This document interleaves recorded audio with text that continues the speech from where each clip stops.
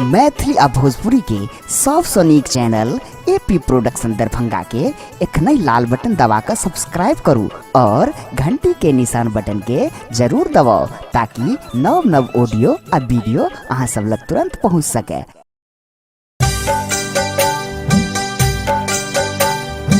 एखन अपने सब सुन रहल छी एपी प्रोडक्शन के प्रस्तुति।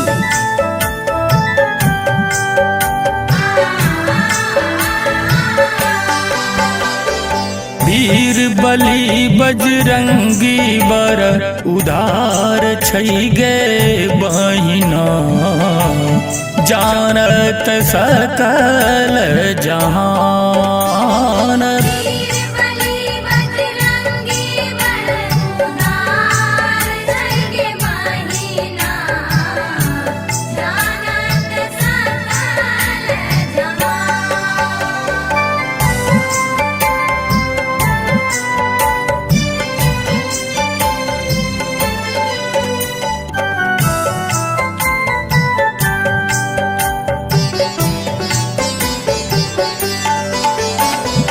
रिद्ध सिद्ध विज्ञान ज्ञान भक्ति सो भरल भंडार गे, भक्ति सो भरल भंडार गे। रिद्ध सिद्ध विज्ञान ज्ञान भक्ति सो भरल भंडार गे, भक्ति सो भरल भंडार गे। हृदय विराज सीताराम भगवान गे बहिना, जानत सकल जहान।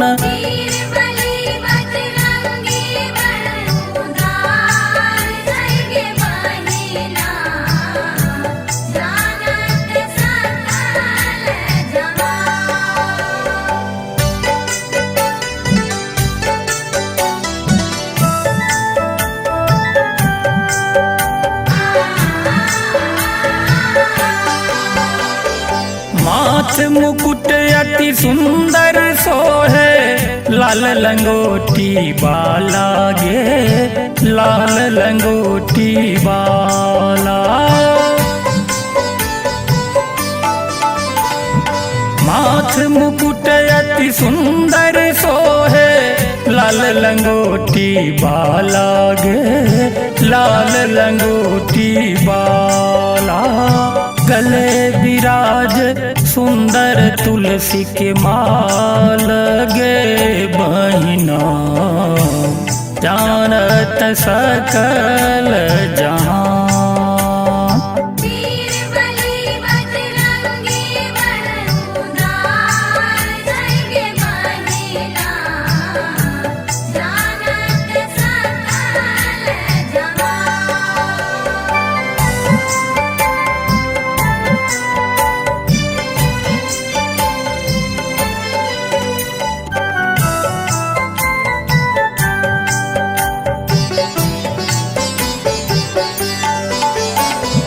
लखन लाल के कारण वन में रोबे धनुषा धारी गे, रोबे धनुषा धारी।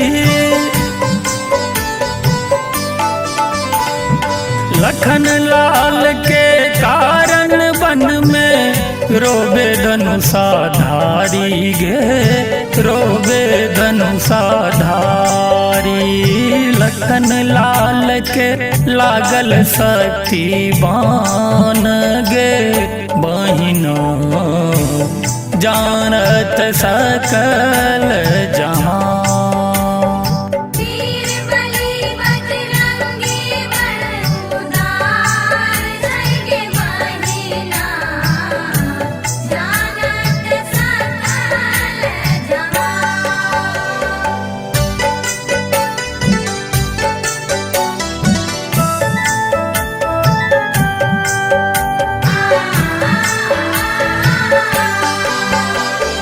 लंका जाय निशाचर मारे, सीता के सुधिलाई गे, सीता के सुधिलाई।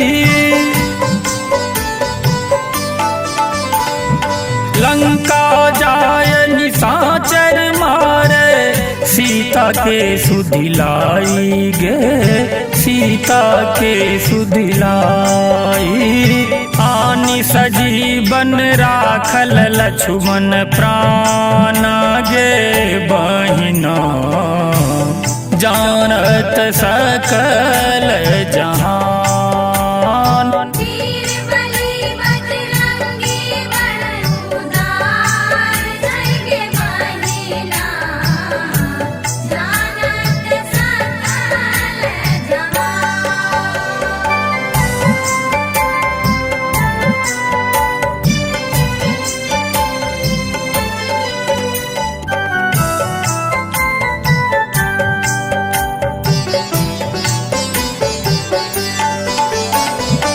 जे कियो हिनकर चरण पखारे तिनकर बेरा पार गे तिनकर बेरा पार गे